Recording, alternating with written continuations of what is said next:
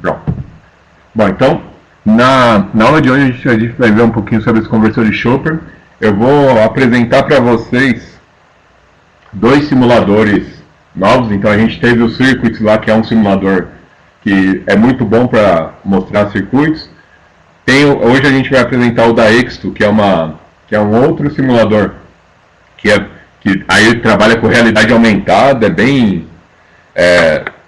tá bem atual em relação às atividades que a gente tem. E dentro desse simulador tem 4 atividades que eles liberaram para a gente poder utilizar de forma gratuita. Tá liberada para todo mundo, mas a gente conseguiu o acesso com a Exto, eles apresentaram para a gente utilizar. E aí eu vou apresentar o P-Sim, que é um outro simulador, mas aí é voltado para eletrônica de potência. E depois a Schneider também tem vários treinamentos online que eu recomendo que vocês façam. Por quê? Dentro da nossa área, por mais que a gente fale, a eletricidade, algumas coisas não mudam, tem muita coisa que está avançando, principalmente na questão de gerenciamento. Então, gerenciamento, levantamento de informações, isso vem com bastante soluções aí para a gente poder acompanhar. Então a Schneider, ela tem no site dela, ela tem a possibilidade de você fazer alguns treinamentos de produtos relacionados da Schneider. Então aí lógico que você vai aprender como utilizar o produto, como ver o produto, mas é um conhecimento que vai agregar para você. E aí, como ele emite o certificado digital para você também, então acaba te agregando no seu currículo. Então o que eu recomendo?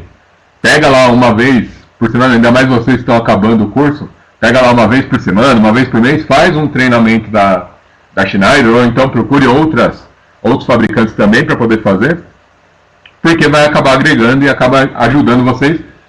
E aí é uma coisa que eu tenho que falar sempre. Na nossa área, a evolução é muito rápida, então a gente tem que ir acompanhando para poder ir acompanhando o que está tendo de novidade, que pode encontrar no dia a dia. Pode ser que na indústria não vamos ver algumas coisas sendo aplicadas, e aí é uma questão mais de investimento, valor do investimento, mas ao longo do tempo isso vai aparecer em algum momento para nós, e aí você estando preparado com isso, ou pelo menos já tendo tido algum tipo de contato com isso, auxilia vocês no dia a dia. Então é aquela coisa. Acabou a formação aqui, acabou o curso técnico aqui, não pensem que vocês vão parar de estudar. Isso continua o tempo inteiro, tá bom? Então vamos lá, vamos começar, vamos dar sequência na atividade. O Davi estava comentando comigo que a atividade lá de defeito, ele conseguiu pensar em vários defeitos, mas não entendeu não consegue colocar isso no papel, né? Como documentar isso. Assim, nesse momento, eu só preciso que você me fale o defeito e aquilo que você percebeu. O que acaba acontecendo? Qual que é a diferença da atividade que eu passei para o que acontece no dia a dia? No dia a dia, o defeito simplesmente acontece, a gente vai lá fazer o atendimento, e ali no atendimento eu vou verificar. Olha, pode ser isso, pode ser aquilo, e aí a gente vai testando para poder chegar na solução. No nosso caso, o circuito está montado, está funcionando, e eu estou introduzindo os defeitos para ver o que acontece. Então é diferente a situação do que nós vamos enfrentar, né? Geralmente a gente chega lá, o problema já ocorreu, e agora a gente tem que identificar por que aquilo aconteceu. É mais um trabalho de investigação para chegar numa solução. Já no nosso exercício, vocês mesmos criaram o defeito e agora estão apresentando as possíveis causas, o que pode ter acontecido. Como que eu posso mostrar isso? Eu posso mostrar isso por meio das formas de onda que vão aparecer lá no circuito, em algumas medições que você pode ter de corrente ou tensão. Então isso, por exemplo, lá no dia que eu coloquei em curto o diodo, a tensão da carga ela despencava. É isso. O defeito geralmente mais grave é um curto-circuito. Só que pode ter outras situações também, Davi. Por exemplo, em vez do meu diodo jogar um curto entre fases, por exemplo, ele cria uma resistência bem menor, então ele não chega a ser um curto, e aí ele para de agir como um diodo. Então ele conduz nos dois sentidos, por exemplo. É um defeito do diodo, só que ele não chegou a entrar em curto, ele está com uma resistência ali. Mas isso tudo pode acontecer. Se der um curto na rede, a proteção do circuito vai desarmar, isso mesmo. Ah, tranquilo. Aí como que eu posso falar isso documentar isso no papel? Então, defeito. Eu vou colocar até um quadro aqui para a gente poder utilizar para ficar melhor para a gente ver.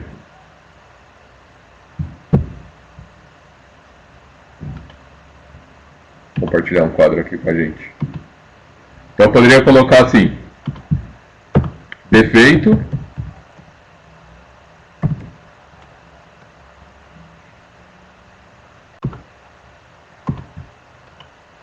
aí lá no defeito eu vou colocar curto-circuito do diodo 1, por exemplo. Isso no... Então o que acontece, qual que é o que você observa? Aí lá na observação você vai identificar, foi observado, no seu caso lá no simulador, sistema entre colapso e não funciona.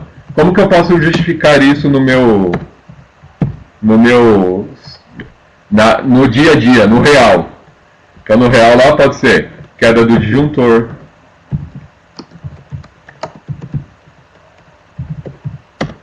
queda do abertura de fusível. Então, o que vai causar, o que eu vou perceber de sintoma é isso: o disjuntor está caindo, o fusível abre toda hora. E aí, então, o que eu vou colocar, o defeito que eu coloquei, o defeito que eu causei, o que eu observo, o que acontece no sistema, e aí as possíveis causas, que nesse caso aqui são os sintomas, né? Pronto. Então ficaria mais ou menos assim. Então você conseguindo fazer 3, 4 desses, já mostra que você consegue observar um problema do dia a dia, um problema típico. Lógico que eu gostaria muito de chegar lá, colocar um defeito na placa para vocês e vocês ir lá e buscar o defeito.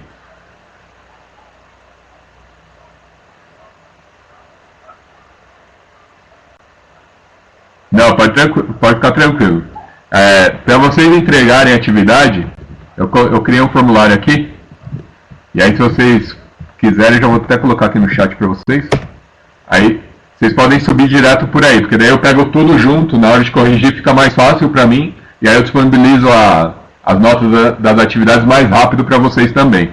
Então aí fica mais simples a gente poder subir as atividades. Vou colocar o link aqui também para a gente poder ter. Então fica mais fácil para... Tá bom? Então vocês podem subir por aí, por esse link, para facilitar a nossa vida aí também e a gente poder agilizar. Bom, legal. Então vamos lá. Agora, a gente está entrando, a gente vai começar a falar dos conversores Chopper, né, que é um outro tipo de conversor para motores. E aí a gente vai entender como que ele funciona. Só que para eu entrar nisso, eu vou relembrar um componente muito útil para nós.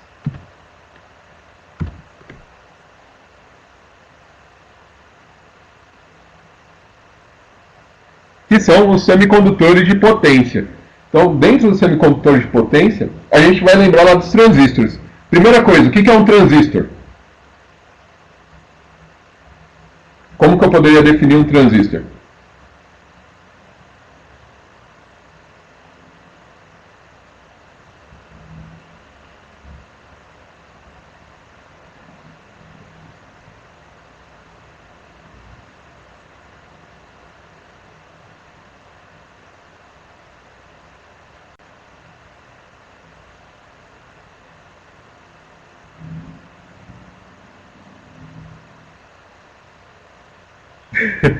Bom, primeiro, o transistor é um semicondutor, tá?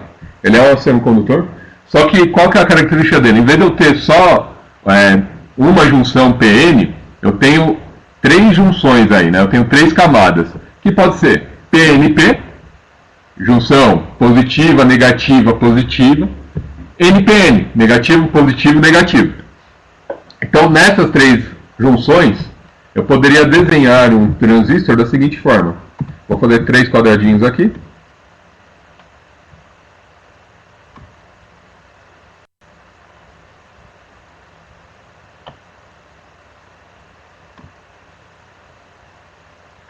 E aí esse componente, internamente, ele tem lá o P,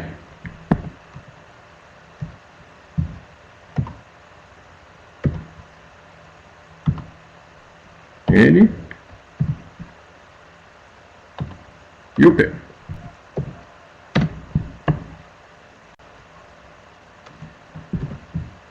Então tá ali.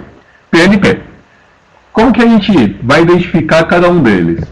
Então, nesse caso, eu tenho a minha base,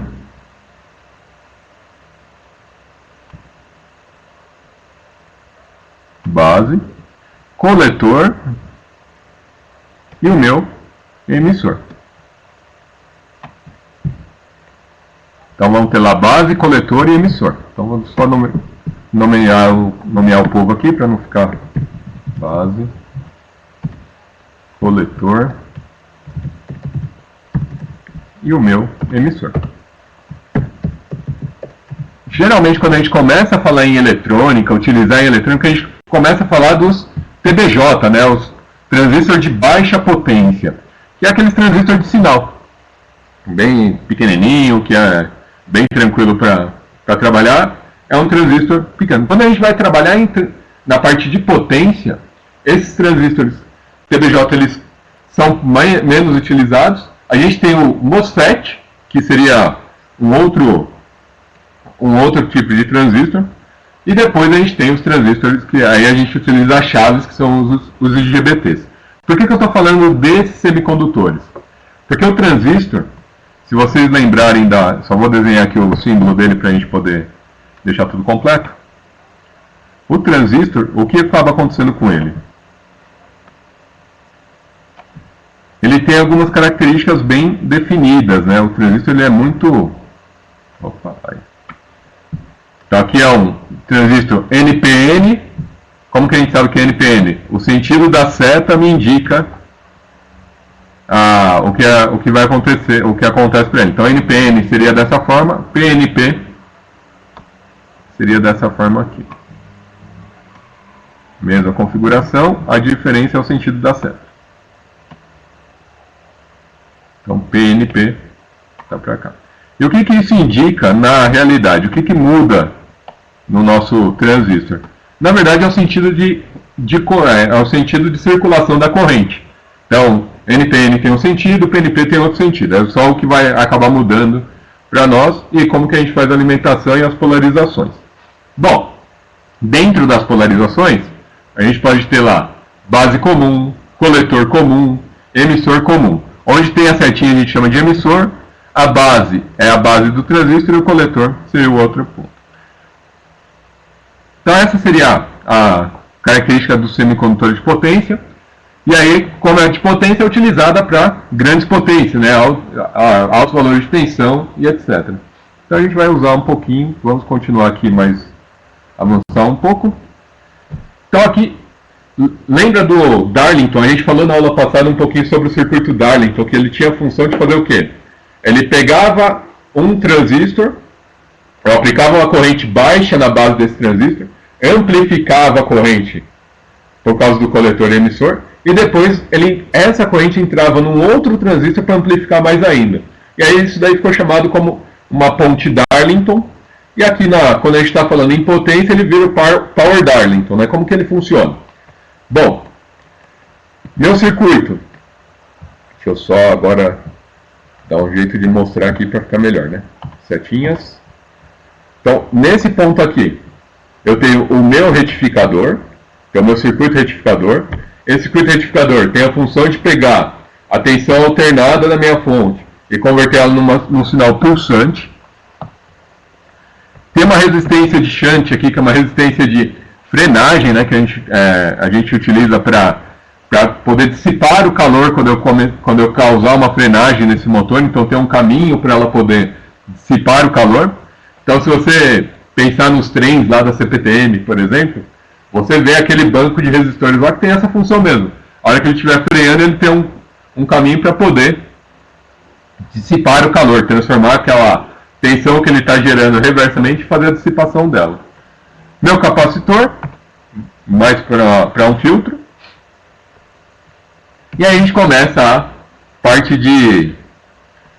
minha parte de potência. A hora que eu chavear esse cara aqui e chavear aqui, esse cara aqui seria meu chaveamento para frenagem. Se eu acionar ele, eu vou entrar em frenagem. Nesse caso aqui, se eu chavear esse cara e esse cara aqui, então esses dois, a corrente vai circular daqui para cá. Então deixa eu desenhar aqui para ficar melhor, né? Ela vai fazer esse sentido aqui, ela vem, passa por esse transistor, vem esse cara aqui e sai por esse. Então esse seria um sentido de rotação. Se eu chavear invertido, então agora eu vou mudar a cor aqui, e agora eu estou chaveando esse cara e esse cara aqui, o T1 e T4. Como que ele vai girar? Então esse cara vai chavear, e em vez dela ir para cá, ela vai descer por aqui, vem para cá e sai por esse. Perceba que a queda de tensão inverte por causa do sentido da corrente, né? Numa minha queda de tensão está da direita para a esquerda, da outra da esquerda para a direita. E aí o que acaba acontecendo? Eu mudo a rotação do meu motor. Então com isso aqui, com esse tipo de circuito, eu consigo mudar a rotação do motor e consigo fazer ele funcionar diretamente. Qual que é o grande problema aí? Bom, legal, consigo mudar a rotação do motor, como que eu controlo a velocidade desse motor? Aí a gente viu na aula passada também que existe um circuito, uma solução que se chama PWM, que é modulação por largura de pulso. Essa modulação é o chaveamento desses transistores aqui. Conforme eu vou chaveando o liga e desliga dele, eu posso aumentar a rotação ou diminuir a rotação. Então a gente faz isso pelo chaveamento. Então aqui eu estou falando do circuito de potência. Então lembra que quando a gente vai falar em acionamentos, eu sempre vou ter uma parte de potência e uma parte de comando. Como que a gente vai fazer a análise de defeito nesse caso? Bom, o primeiro passo. Deu problema lá, está com algum problema. Vamos isolar a parte de comando da parte de potência. Vamos identificar se o comando está funcionando. A parte de comando está funcionando? Legal, a parte de comando está funcionando. Então, se a parte de comando está mandando os sinais corretos, está chaveando da maneira correta, não é um problema de comando. Não, agora, então, se não é um problema de comando, eu vou olhar a parte de potência. Então, agora eu já sei onde eu vou olhar o meu defeito para poder tomar as ações, tomar as ações de manutenção desse cara. Então aqui eu posso vir, aí eu posso olhar, bom, vamos ver se o meu retificador está fazendo a função dele, que é retificar a tensão, a forma de onda lá no meu circuito. Ele está retificando, legal. Ele está retificando, estou mandando sinal para minha chave. Está fechando o sinal? Não está fechando. Então pode ser um problema no meu power dialing. Então, e assim vai. Então a gente vai isolando o defeito, vai identificando se está chegando nos pontos corretos, para depois ir lá para a substituição do componente, fazer a troca do componente. Então a gente consegue fazendo isso e de forma sistemática. Lembra que quando a gente está falando em manutenção, o nosso objetivo é identificar o problema. Então a gente faz uma parte de inspeção, vai fazer toda a inspeção do problema para depois fazer a substituição de uma maneira mais assertiva e o mais rápido e o mais eficiente possível, ou seja, trocar o mínimo de componentes para que chegue na solução do problema de forma rápida, para que a máquina volte a funcionar, volte a sua operação, tá ok? Então esse seria o objetivo. Então verifiquei o meu sistema de potência. Onde que eu posso ter problema? Retificação, filtro pode causar também, né, o capacitor de filtro, e os meus chaveadores. Então, meus problemas estão muito mais relacionados com esses casos. Meu motor pode ter defeito? Pode, mas geralmente no acionamento, o problema de potência está relacionado com esses caras aqui. Legal, agora a gente vai para a parte de comando.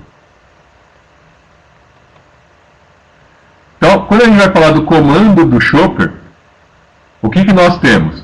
Aqui a gente tem um regulador de tensão, tá? Então, ele é conectado numa fonte, tá? Ele geralmente é conectado lá no 110, 220. Ele passa por um transformador para a gente poder reduzir essa tensão. Aí eu retifico o meu sinal, faço a retificação desse sinal. De novo um filtro aqui para poder diminuir aquela queda de tensão para zero, né? Então o capacitor tem a função de reduzir ainda mais a queda, e aí eu vou passar ele para um regulador de tensão. Esse regulador de tensão aqui pode ser um 78 qualquer coisa, 7805, 7812, 7818, aí vai. Pode ser um circuito Zener, então posso ter um regulador por Zener, diversas formas de regular. E aí eu vou usar meu transistor como um chaveador. E olha o que acontece. Esse tipo de acoplamento que a gente chama aqui é acoplamento óptico. O objetivo dele é o quê? Que eu não tenha contato, a parte de comando é isolada da parte de potência. Para caso ocorra um problema na parte de potência, não danifique minha parte de comando. E se acontecer um problema na minha parte de comando, também não vá impactar na parte de potência. Então, existe esse acoplamento óptico, que é justamente para garantir que o funcionamento seja mais adequado para o sistema, e existe uma proteção entre eles para não ocorrer falhas entre os dois sistemas, ou que uma falha que ocorra num sistema não impacte na outra, tá? Então, o que acaba acontecendo aqui? Bom, eu mando lá para a minha base do meu transistor, por exemplo, que está no T7. A hora que eu ativo o T7, ou seja, eu polarizo ele de uma forma que ele entre em saturação, e aí a gente vai voltar lá nos transistores para poder lembrar disso. A hora que eu ativo esse transistor, cadê o meu T? Esse transistor ele vai chavear o T1 ou o T4. Então ele faz o chaveamento desses dois caras. E aí só para vocês lembrarem a gente precisa lembrar da curva do diodo. Do diodo não, né? Do transistor. Então aqui eu vou falar do TBJ, que é mais comum. Então na curva do diodo, do transistor, eu tenho lá meu corrente de base, corrente do coletor, aí.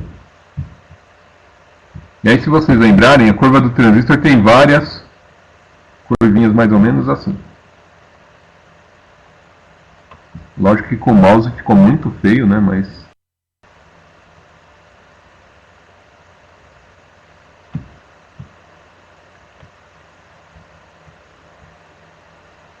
mais ou menos. E aí o que acontece? Quando a gente vai polarizar o transistor, vai dimensionar o transistor, a gente traçava uma reta de carga aqui, que a gente chamava de reta de carga. Para o ponto que eu queria, eu tinha lá o meu ponto quiescente, né? O ponto Q da reta. E aí o que acontece? Nesse caso aqui, deixa eu pegar aqui a caneta. Nesse ponto aqui, eu vou ter corrente de saturação. Nesse ponto aqui, eu vou ter a tensão VCE, tensão entre coletor e emissor, entre esses pontos aqui, ó. Essa é minha VCE. E nesse VCE, quando ela é zero, meu transistor está trabalhando como...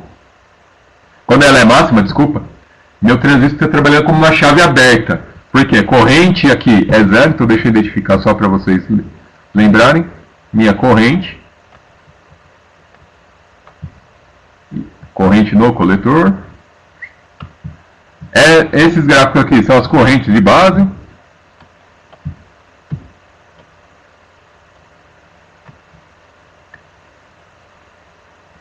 E esse cara aqui é a minha tensão no coletor, entre coletor e emissor, VCE. E aí o que acaba acontecendo nesse caso aqui?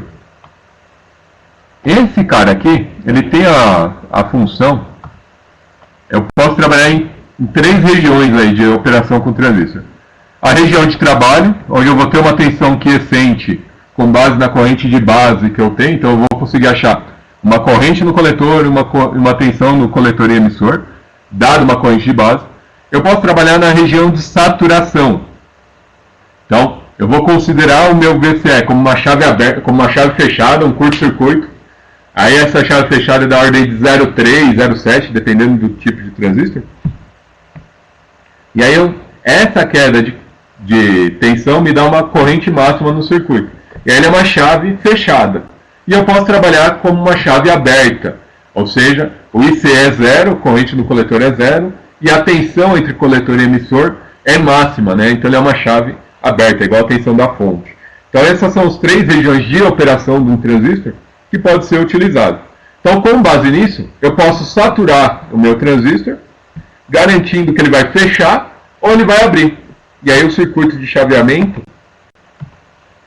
que é esse cara aqui, tem essa função, chavear. Então, aciona, liga lá o transistor B3, desliga o B3. Liga o B3, desliga o B3. E esse tipo de acionamento, ele vai ser replicado lá pelo acoplamento óptico, lá no meu circuito de potência. Então aqui, ó, esse caso aqui, eu tenho todo o meu circuito de chaveamento do BT1. Ele aciona lá o transistor. Volta. T2 e T3. E o chaveamento do meu BT3, ele aciona o transistor T1 e T4, por exemplo. Então, aqui na verdade eu falei invertido, né? BT1 aciona T1 e T4, BT3 aciona T3 e T2. Então esse cara aqui faz o acionamento T3 e T2. Como que a gente vai trabalhar com isso, né? Como que a gente usa isso? Conforme eu vou separando o chaveamento, eu posso aumentar a velocidade ou reduzir a velocidade. E aí a gente usa o PWM para fazer essa função. E esse circuito grandão aqui tem a função de fazer o chaveamento da parte de frenagem, ativar lá o BT5. Tá aqui, ó. Então ele ativa o BT5, entra em frenagem, e aí o meu circuito vai dissipar o calor por meio dessa resistência de frenagem do meu R-shunt aqui que vai aparecer. Então a gente vai utilizar isso para a parte de frenagem dele, tá? Então esse seria o driver do chopper. Então, drive, a parte de comando do chopper, parte de potência do chopper a gente viu lá atrás. Bom, eu posso trabalhar também com o Power MOS. O Power MOS é um outro tipo de transistor. Aí ele veio lá do MOSFET, que tem a função de fazer a mesma coisa. O tipo do circuito é o mesmo. Olha lá. O meu circuito que a gente chama de retificador. Em vez do meu Power Darling, então agora eu substituo pelo MOSFET. Continua sendo chaveamento. Aliás, eu não comentei sobre esse diodo de retorno aqui. O que acontece? A hora que eu abrir o circuito, o meu transistor o meu motor ele tende a acumular corrente e isso não deixar o meu circuito fechar. Então ele fica travado lá, ele não fica aberto. Então o que acontece? A gente geralmente coloca esse diodo para que a corrente tenha um caminho para sair do meu motor, que é um circuito induzido. Então ele sai pelo motor, eu consigo descarregar a corrente que tem armazenada nele, tá? Então a gente coloca esse diodo para dissipar nos dois casos. E aí o que acabou acontecendo? Só mudou o tipo de transistor que é utilizado. Aqui a gente está trabalhando com MOSFET para poder operar a chave. E o circuito de ativação dele continua o mesmo, olha lá, não mudou nada. Eu tenho lá meu retificador, meu filtro, meu circuito regulador de tensão e aí meu circuito chaveador que vai acionar ou não a minha carga. Então eu posso ativar ou não a minha carga e aí eu vou fazer a ligação dele para cada um deles. Então vai para o FET 1, para o FET 3. Quando eu fizer isso, o que estou acionando aqui? FET 1 aciona esse com esse, FET 3 esse com esse. E aí eu posso ter meu circuito freio de frenagem, que é tudo esse cara aqui, que vai ativar o gate 5 lá. Então esse seria o circuito de acoplamento do chopper, né? Com ele que a gente acabaria trabalhando. Então, voltando aqui, mesma coisa. Eu vou analisar primeiro o comando, o comando está mandando sinal, aí eu vou para a parte de potência para ver o que está acontecendo com a parte de potência e identificar o erro. Bom, essa aqui é a atividade. Essa atividade eu não vou considerar como nota, tá? É para vocês poderem fazer. Não é em segundos, mas não é milissegundos. 10 a menos 3 aí, ele é bem rápido para para acionamento, tá? Tudo isso que a gente está... Ali a gente está explicando o que acontece no passo a passo, mas tudo isso acontece numa velocidade muito rápida, na ordem de microsegundos aí que a gente está tratando, tá? Mas é isso mesmo, mas... Bom, aqui não é uma atividade, aqui é para vocês poderem praticar. A Exto, ela tem um curso de partida de motores com realidade aumentada. Como que funciona isso? Vocês vão entrar no site da Exto aqui, ela vai pedir um cadastro lá para vocês. Aí você vai baixar um aplicativo da Exto lá para a atividade. E com o computador, na hora que você acionar a aula e colocar lá o QR, apontar para o QR Code, ele vai mostrar a bancada de simulação da Exto. Então você usa essa bancada, você pode fazer as ligações lá. Eu recomendo que vocês façam a atividade de partida de motores, justamente para poder dar mais, poder engajar com ela, poder entender o funcionamento dela, ficar mais tranquilo com essa atividade, tá? Então o objetivo maior é que vocês realmente façam essa atividade para poder ver outras formas que as pessoas estão utilizando para treinamento. Qual que era o grande desafio do treinamento? Quando eu trabalhei com a parte de formação de técnicos na Scopus, eu tinha um problema que era assim, a Scopus tinha técnicos em todas as regiões do Brasil. E para poder dar o treinamento para o técnico, poder capacitar esse técnico, eu precisava trazer ele dessa região para São Paulo, onde a gente tinha o centro de treinamento, para dar o treinamento para eles. E o que acabava acontecendo? Eu tirava o técnico da regional, então era um cara menos para atender, trazia para cá, ele ficava uma semana, então eu tinha custo com hospedagem, custo com alimentação, custo com transporte que ele acabava tendo, que a gente acabava fazendo. Tudo isso impactava no custo da capacitação do técnico. Precisava capacitar, não tinha essa necessidade, mas tudo isso impactava na capacitação. E aí começaram as formações mais voltadas para a parte online. E essa solução é uma das soluções que a gente acredita que para a área de manutenção vai ser muito forte daqui 3, 4 anos. A utilização de realidade aumentada para poder realizar práticas e simulações. Porque eu não preciso ficar trazendo as pessoas para o centro de treinamento, e eu posso demonstrar como que ela utiliza o circuito, o equipamento. Então, testem. É um pouco pesado o aplicativo, se eu não me engano são 100 megas que ele ocupa do smartphone, então, mas vale a pena vocês testarem para ter mais um contato com uma outra solução. E o PowerSim. O PowerSim, vocês vão fazer o cadastro e vai ter lá a opção demo para vocês. A demo ela dá para vocês fazer uma simulação até 6.000 pontos. É legal para a gente poder usar para vocês verem outras aplicações, outras formas. Eu vou abrir o meu aqui para vocês, só para a gente poder trabalhar com eles. Vou compartilhar minha tela.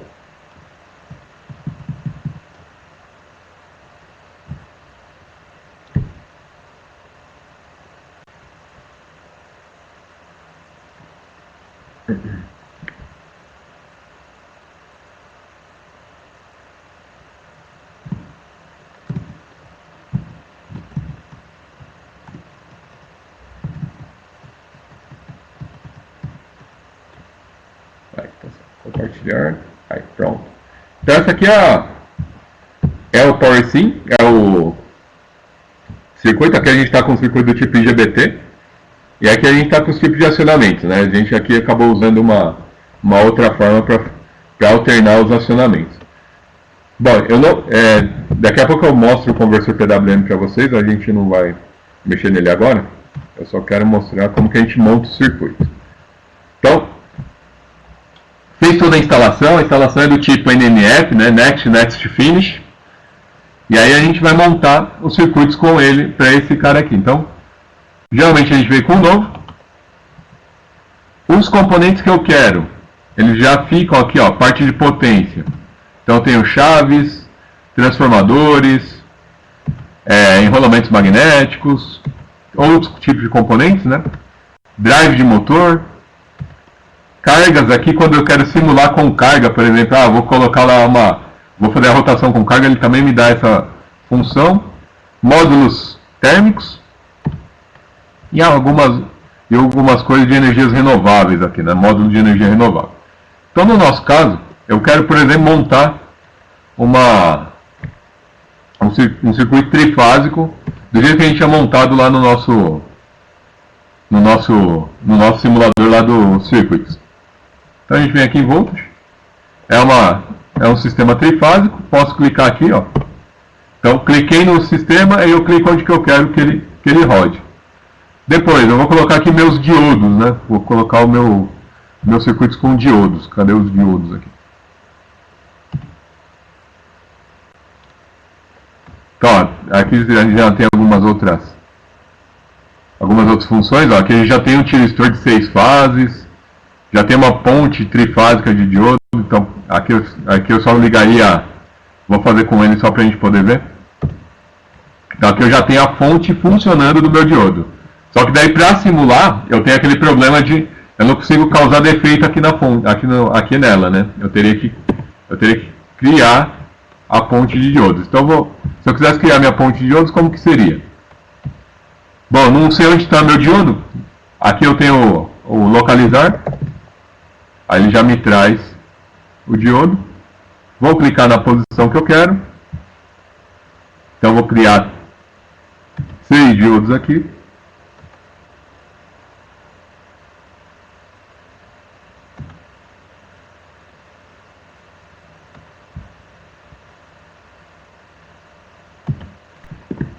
E aí eu dou ESC, ele vira o mouse normal para selecionar. Vou selecionar os 3 diodos.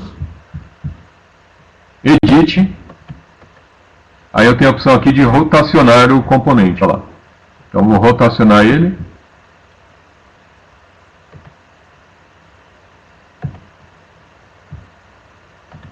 Pronto. Bom, vou descer um pouquinho para ficar fora da fase ali. As fases vão vir de outro jeito para mim. Como que eu faço a ligação desses componentes aqui?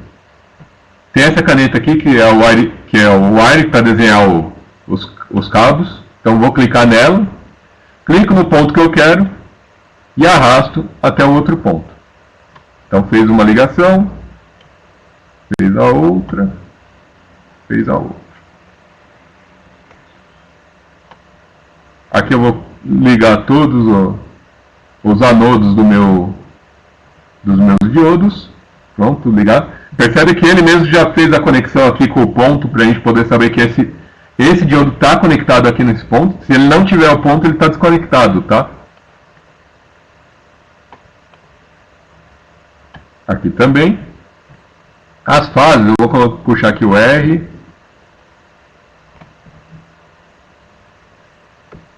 S.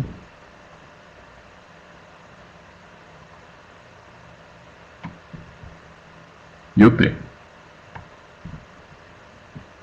Então está aqui minha fase RST.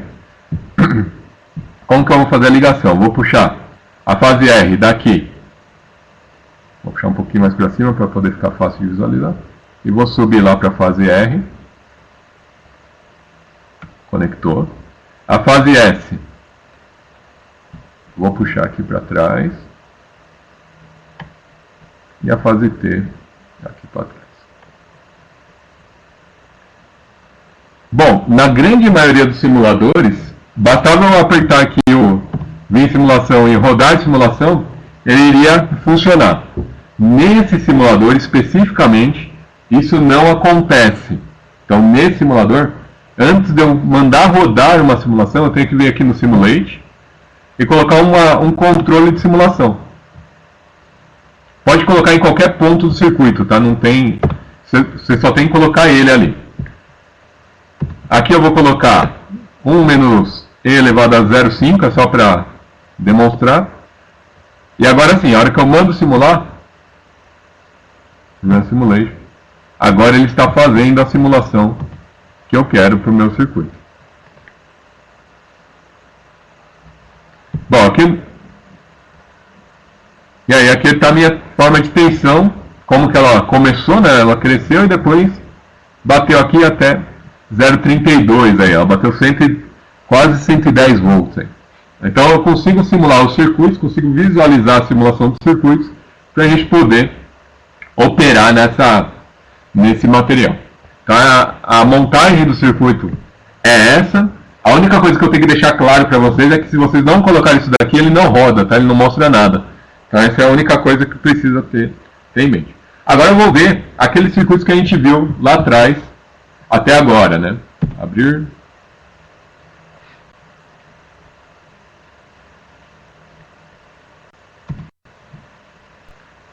Então, retificador trifásico controlado. Então, aqui está meu retificador trifásico controlado. Então, vamos explicar um pouquinho o que está acontecendo aqui com ele.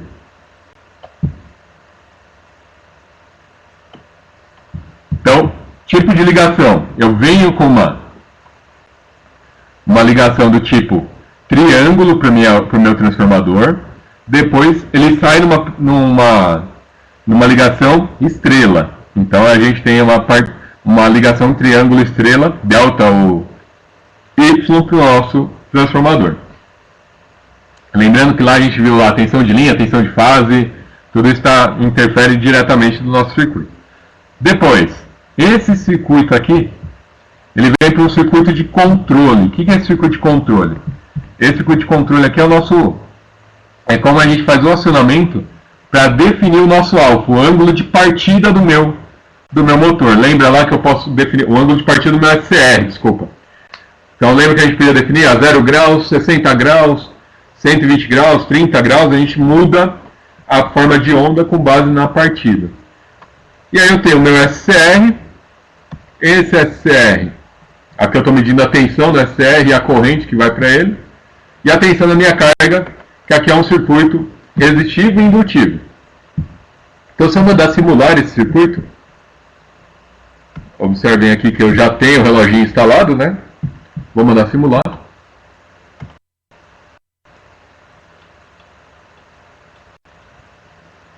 Aí ele vai me trazer o que eu quero desse circuito, o que eu quero visualizar. Então eu vou querer visualizar primeiro a tensão da carga. E olha lá como que fica a tensão da carga. Então nesse caso aqui eu estou com uma tensão da carga oscilando bastante para poder fazer o controle de potência dele. Ah, Alexandre, eu quero ver outro gráfico. Vou abrir. Opa, abriu coisa errada. Vou ver aqui, viu? Então vou fechar esse cara aqui e vou dar 2 de novo na tensão aqui do... Opa! Nesse gráfico aqui em cima, ó.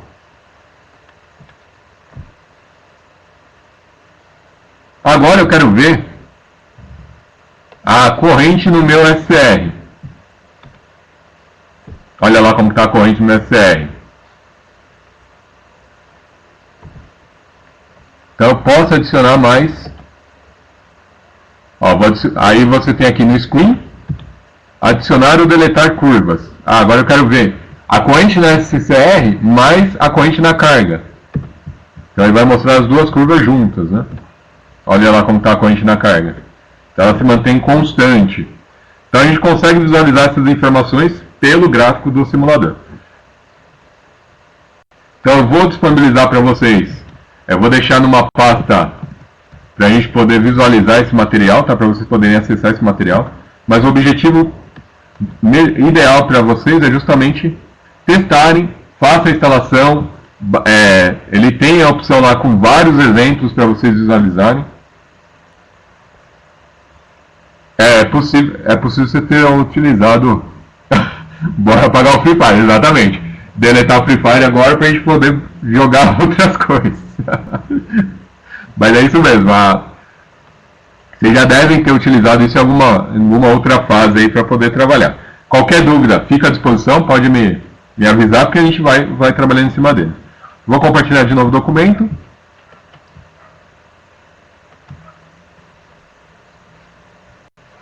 Falta. Então, faça o download, faça o cadastro, instale lá para vocês testarem. Vale a pena testar, não é... a gente sempre fala, é sempre bom você fazer um teste para poder validar como que está funcionando o funcionamento dele. Então faça com calma, explorem bastante isso, porque daí vocês conseguem validar algumas coisas que a gente está vendo agora nos nossos circuitos, né? Então, você consegue mostrar o que pode acontecer e, a partir dali, fazer algumas ligações.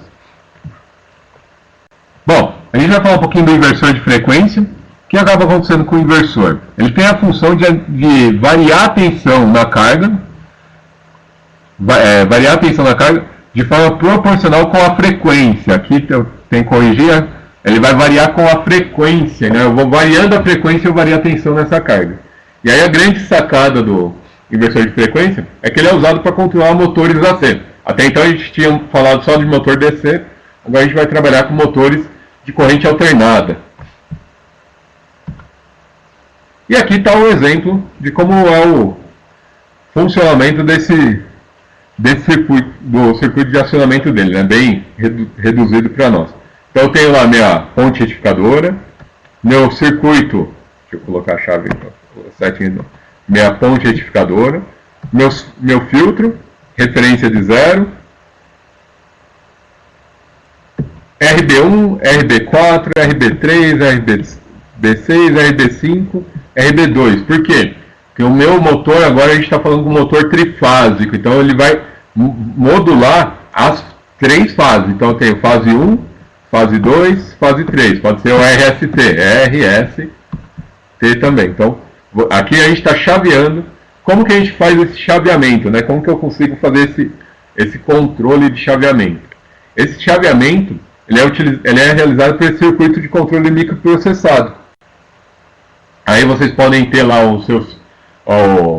a VEG tem os controles, os inversores de frequência deles, a Schneider tem os inversores de frequência deles, a ABB tem os inversores de frequência deles, então, todos eles têm um tipo de inversor que é muito útil muito útil para controle de velocidade e é muito utilizado, né, nos circuitos, nos motores AC. O Davi está digitando, eu espero um pouquinho. Referência de velocidade. Aqui eu estou medindo o valor da velocidade que eu quero.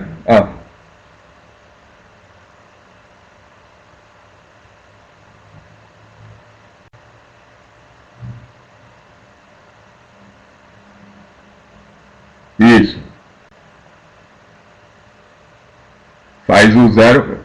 É o 0, 1, 2 mesmo. Você vai montar lá para as fases para poder visualizar o que acontece em cada uma delas. Mas é isso mesmo. Tranquilo? É referência de velocidade. O que é a referência de velocidade? Ele me dá a velocidade que eu estou tendo no meu motor. Referência de corrente. Quanto que está indo de corrente para aquele motor. Então, estou fazendo essas medições e com base nela, o meu inversor já vai fazer o controle para poder chavear da maneira adequada e garantir a velocidade que foi especificada pelo ajuste de velocidade. O ajuste de velocidade pode ser um potenciômetro, tá? A gente pode fazer isso por um potenciômetro, ou então pode ser um valor que eu digito lá no meu software de gerenciamento, no meu software de gestão. Ou até mesmo pela parte digital do inversor de frequência. Então, dependendo do inversor, eu posso fazer controles diferentes para cada um deles. E aí o princípio de funcionamento desse inversor, eu vou falar primeiro do princípio de funcionamento da forma escalar. O que seria a forma escalar? A gente vai mudar a velocidade do motor com o valor do conjugado, ou seja, o valor do torque na carga constante. E como que a gente vai fazer isso? A velocidade síncrona do meu motor é dado 120 vezes a frequência que eu apliquei nesse motor, dividido pelo número de polos, isso é dado do fabricante, a gente consegue essa informação com o fabricante. Depois, a minha velocidade de rotação vai ser 1 menos o escorregamento. Esse escorregamento é a variação entre a rotação, a tensão que eu aplico e ele fazer a rotação mesmo, então quando a gente aplica a indução nele, vezes a velocidade síncrona, e aí eu chego na tensão que eu aplico nesse motor, que é 4,44 vezes a frequência aplicada nele, vezes a velocidade, vezes um fator K, o K é um fator K da máquina, né, depende da máquina, vezes o fluxo magnético. Como a ideia é manter o fluxo constante, o que vai acontecer? Eu vou isolar o fluxo, todos esses valores aqui vão passar dividindo a tensão, e aí o que eu vou ter?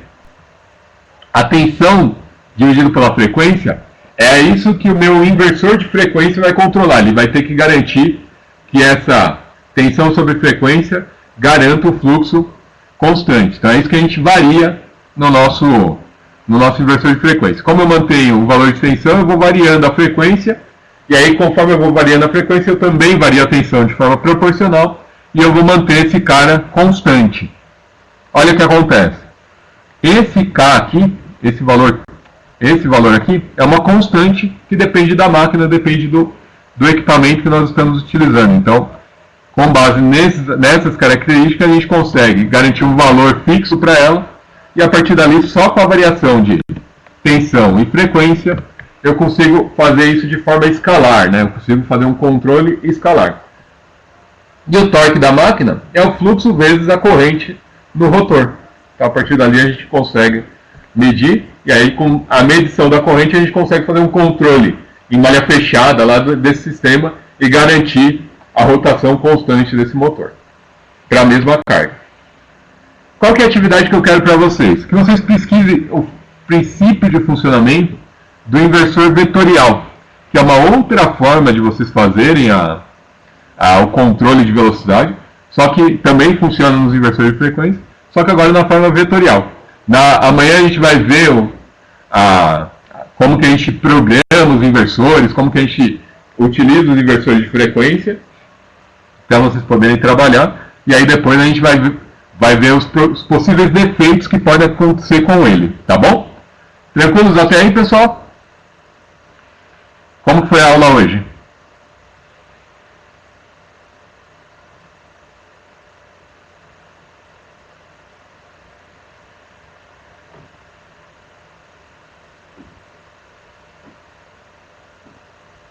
Marlon, bom dia.